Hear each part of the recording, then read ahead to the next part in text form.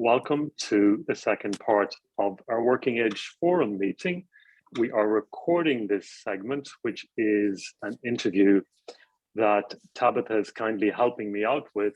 And Tabitha will be interviewing Pepe Macias. So Pepe is a facilitator, a master trainer, a coach. He has a background in positive psychology, and he's joining us from Monterrey in Mexico. So I met Pepe a few years ago and I've worked with him. Tony has worked with him as well around Dialogue in the Dark and the workshops that were in person pre-COVID and now are online. So Pepe might mention some of that experience and his own journey in employment and his own experience of sight loss. So we're delighted to have Pepe join us. As we mentioned earlier in the meeting, while our countries are different, and of course there's a different system, what's common is that we all face obstacles in the path of employment. And so it's good to step out of our own Irish context to check in with people from abroad who are walking the walk and who know this path and might have some advice on how to overcome obstacles such as we find them in employment, and to show us the path forward. At this point, if you're not on mute, please go on mute just to make sure there's no background noise. If you're able to do that, I would be very grateful. And without further ado, Tabitha, I'll hand you the microphone. Thank you, Brendan. It's quite a reach you have all the way across the Atlantic. Oddly, the Irishman is in New York and the American is in Dublin. But I am delighted to be here and really excited to talk to Pepe and learn from his experience. So, hello, Pepe. Hi, Tabitha. Hi, everyone. So it's great to be here with you, and I'm very happy to share this journey with you all. Thank you. So we're just going to dive right in and get to know you a little bit better. As Brendan mentioned, you are a coach and facilitator. So can you just start off by telling us what motivated you to choose that path? Well, I chose this path at a certain point, but to be honest, my path was totally different, as happened with many of us. So my background is that I study translation at university. So I was supposed to be a translator. So when I was about to graduate, I was, of course, worried for what was next. You know, I mean, how I could get a job as a translator. And as it usually happens, I was thinking like how to deal with the disability topic in this field. You know, for me, it was not really an obstacle because translation is something that you do written. It's not something that you need to go physically, let's say. It's more like a remote work. In fact, I did some work on translation, and at the beginning it was wonderful because I got some clients by email. I didn't have to meet them, and at that point I thought that was good, because I said, like, okay, if we don't meet each other, they will not see that I'm blind.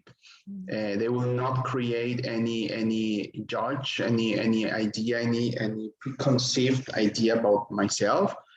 We just are in touch by email. I do the job, they pay my job, and that's it. And I thought it was a great way to work, you know?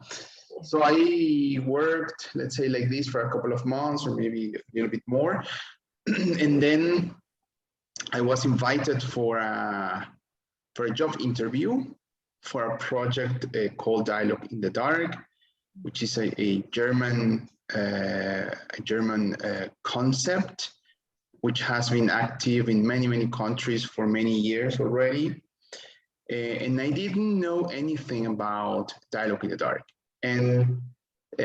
But I read that the first requirement was to be visually impaired. So I said, good, I meet this requirement. So I went there, I met the founder of this concept, and I understood it was sort of an exhibition in the dark where several environments, like a park, like a city, like a coffee shop is recreated in the dark.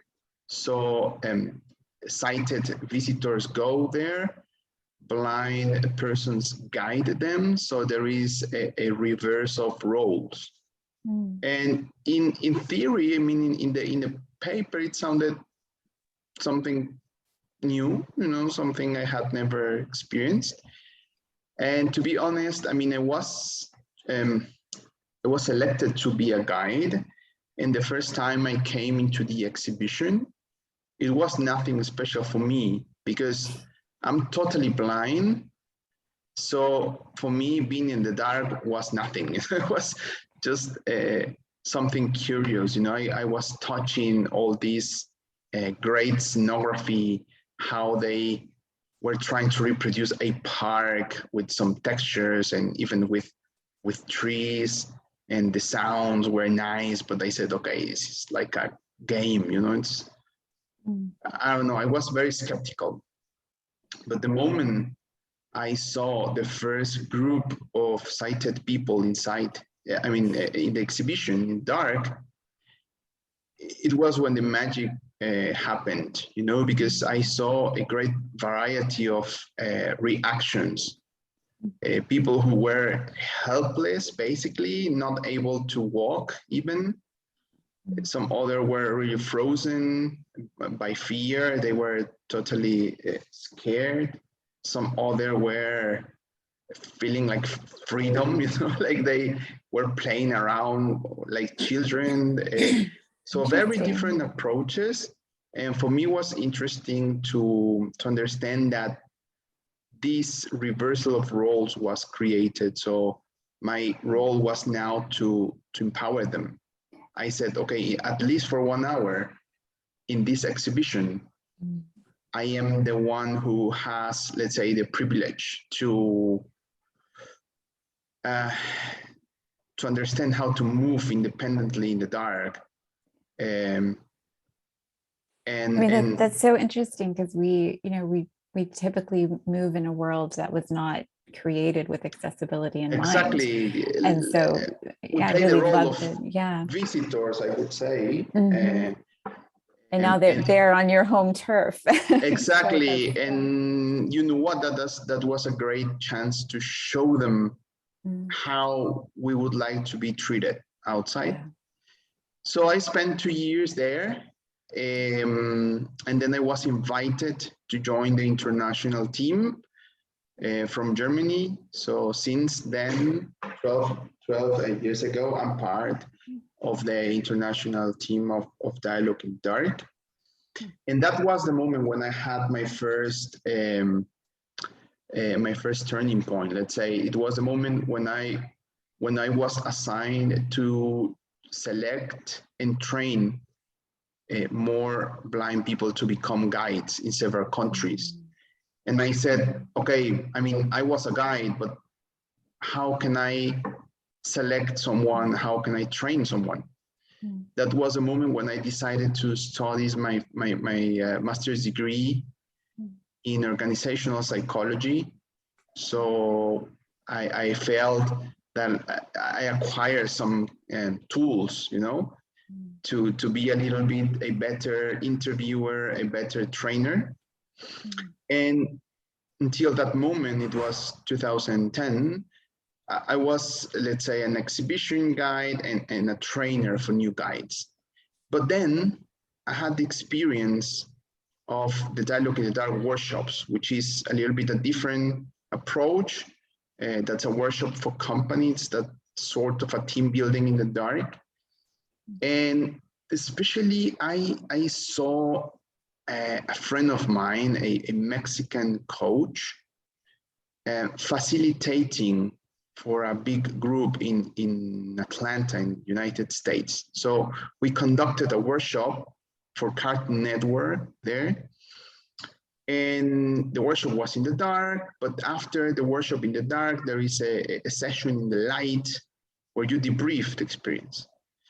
So looking at his work, I was really amazed. I mean, how he was able to talk to people, to connect to people, to talk with them about deep topics, about emotions, about trust, about difficult situations that they face as a team, how they can manage that, tools that they could acquire from the workshop experience. And I really loved the way he connected with them. And when we were back in the hotel, we were having dinner, and I told him, you know, I really liked what you did in the workshop. How can I do the same? And he said, like, okay, you can start by becoming a coach, because those are some of the basic skills that a coach would need. So that's how I started. That was my second turning point when I saw him working. And from that moment on, I certified myself as a coach. I started also conducting this sort of workshops and some other workshops, and doing coaching for many clients now. That is such a great story, because I think a lot of people have sort of similar circuitous journeys, you know, that there's hardly ever a straight path throughout the life of a career. You know, it takes sort of these unexpected turns, and, you know, you show how your experience shows how important it is to remain open and to recognize new opportunities, and to jump on them when they come along, and do something with them. So that's so interesting. Thank you.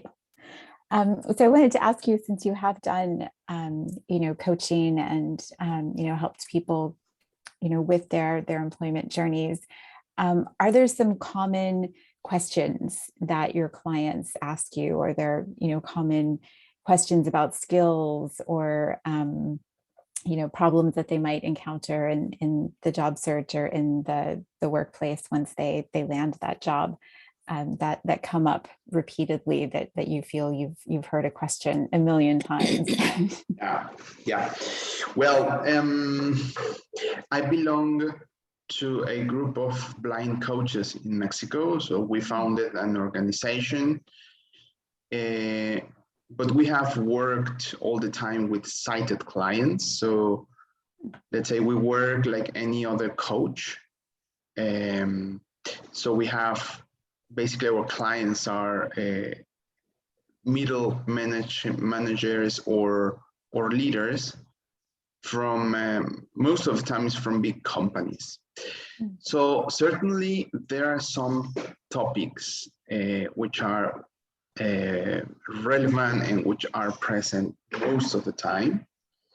And of course, they have to do with human relationships and with the intangible aspects of working life, or work life. So for example, a topic that we hear very, very often is emotional intelligence. So how can I deal better with my emotions at the workplace? How can I, let's say, be more constructive when dealing with others? How can I protect myself against negative emotions? How can I transmit more positive emotions to my teamwork or to my teams? So this is one topic which is very, very frequent. And there are some other topics which are really related. So how do I connect better with people? How do I build trust or build a safe environment for them? And I would say that the second big topic is on balance and stress. So people is very concerned about how to balance their personal life and their work life. One of the concerns is that they do not spend enough time with their families, or that they do not spend time doing something different for themselves, you know, a hobby, sports, taking care of themselves. And it's very, very frequent that this situation leads to stress or even burnout. So they really want to understand how they can deal better with stress, strategies that they can use to stay more in balance and then be better leaders.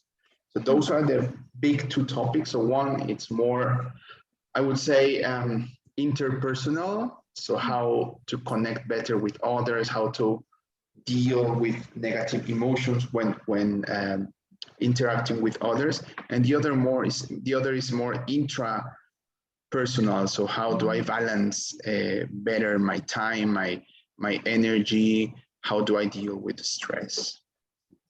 Well, that's so interesting, because you've said that you work a lot with sighted clients, but a lot of those questions that you've just mentioned came up in our little breakout groups that we just did. You know, concerns about moving into the workplace and, you know, interacting with people and perhaps facing conflict, or perhaps people not quite understanding how to, you know, handle someone with a disability. So it's always not surprisingly surprising how much sighted people and non-sighted people have in common. You know, Exactly. We're all worried about the same things. So exactly. Sometimes for different reasons, but we are dealing more or less with the same issues. Yeah, and I know that one thing I heard about during COVID and the work from home, which was the opposite of what bosses were worried about, was that there was a lot of work creep, that people just wouldn't stop working. Yeah. You know, they would just, you know, when you have a constructed day where you go to your office physically and you are there from 9 to 5 and then you leave, you know, maybe 5:30, you know, whatever. But if you're at your house, like, oh, we'll just do one more thing, and then suddenly it's, you know, 8 o'clock at night, you haven't had dinner, and, you know, you're worn out. So yeah, work-life balance continues to be important. So this kind of leads to my next question, because, you know, you get these questions, so we want to hear your answers. And I know that you have also had training and experience in practicing mindfulness and positive psychology. So I'm going to assume that those might influence a little bit how you respond to these kinds of questions from clients. Yes, absolutely.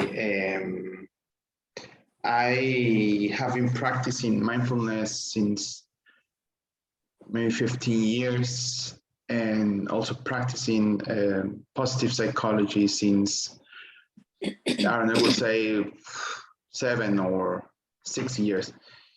So this has, yes. Oh, sorry, can I just ask you for, just in case either or both of those concepts, I think most people know what mindfulness is, but can you just give us a quick, you know, 1 or 2 sentence summary of mindfulness and positive psychology? Wow, that's always a big question. I know, I'm sorry. Because defining mindfulness, I would say, I mean, sorry for saying this, but mindfulness, it's a very American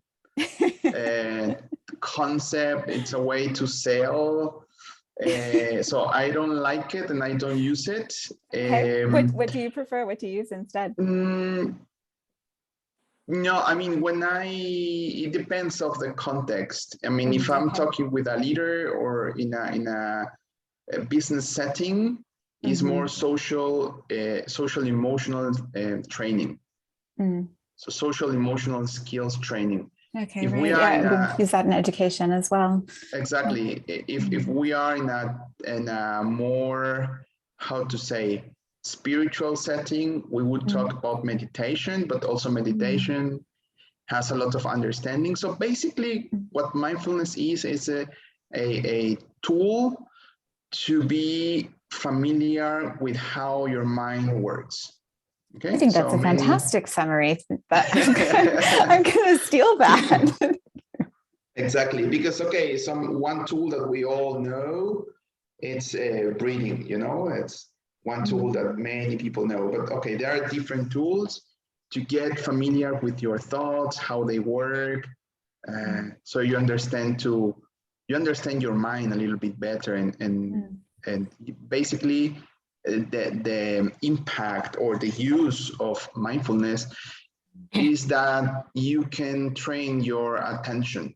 So you can put your attention wherever you need to put your attention. I mean, if you have a task that requires your attention for 1 hour, 2 hours, it's easier when you practice mindfulness to put your attention there. And basically you are a little bit more aware, let's say, in a daily basis. So that's mindfulness. And positive psychology, it's basically the other side of the coin to classical psychology, because classical psychology tries to alleviate some mental illness, depression or anxiety. So it's dealing all the time with this unpleasant state of minds.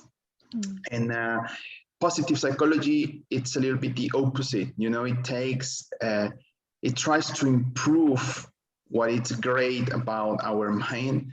So gratitude, empathy, resilience. So there is a great way to understand it, that what one teacher explained to me.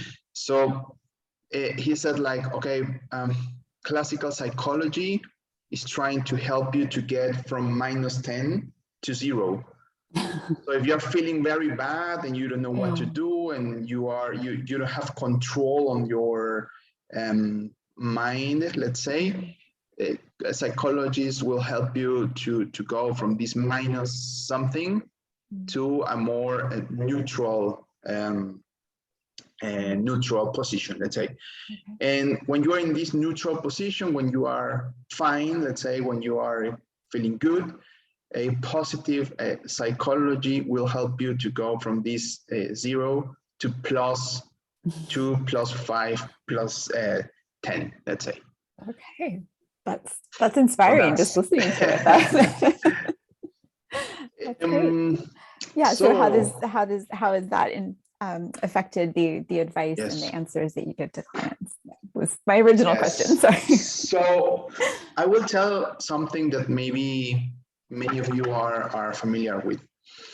When we live with a disability, we have an extra pressure because we typically have to adapt to the world.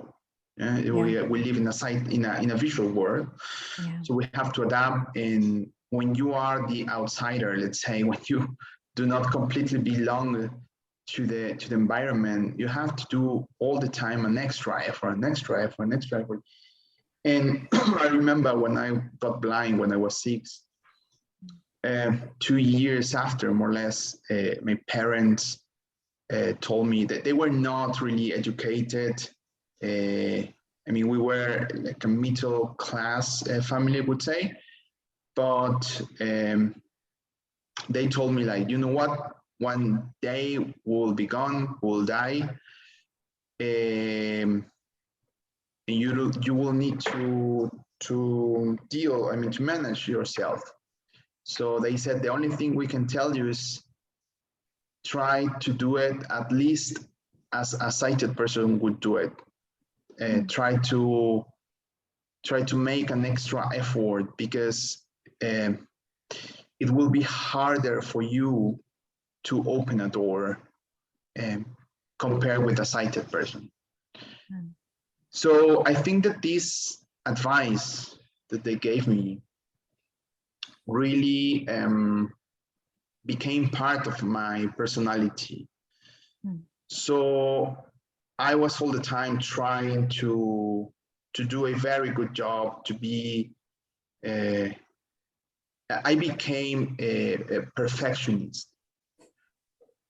But then I was the first, the first judge for myself. I was very critical with myself, and that became a survival tool for me. I have to say this. I mean, being a perfectionist, being critical of myself became the main tool for me to study in the same schools as the cited students and try to be as good as they were, and I was. But then you reach, or I reached a point of exhaustion. No, I'm not pronouncing it well. Exhaustion. Like a burnout. Yeah. Exactly, exactly. Yeah. Kind of a burnout. I mean, being tired of trying to be all the time this perfect worker or this perfect colleague or the perfect student, because I had to make an extra effort to be able to open the door, to take the opportunities. So I would say that both mindfulness practices and positive psychology practices help me to, I don't want to say to quit my perfectionism, but maybe to relax my perfectionism. They help me to stop a little bit my inner judgment.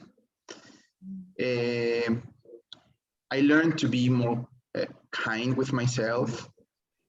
I learned basically to spend time with my unpleasant emotions, with my unpleasant thoughts. And I don't know if it happens the same with you, but I think because of my disability, I'm very cognitive oriented. I mean, I have a lot of thoughts. Yeah. And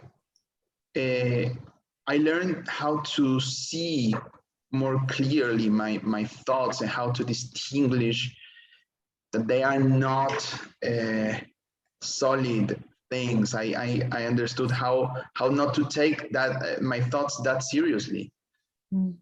And this is something that happened also to leaders in companies. Leaders are very critical of themselves. They are their own judges sometimes. They want to be perfect, and they are the same with teams. They are not that kind with themselves, and they are not that kind sometimes with team members. So since I'm learning this, because I have learned something, but still I have a long way to go. So for sure, these tools have helped me to understand a little bit better that we are feeling, or we are going through through similar emotional experiences because of different reasons. You know, in my case, it was because of disability, and I want to be, and I want to live as any other person with no disability.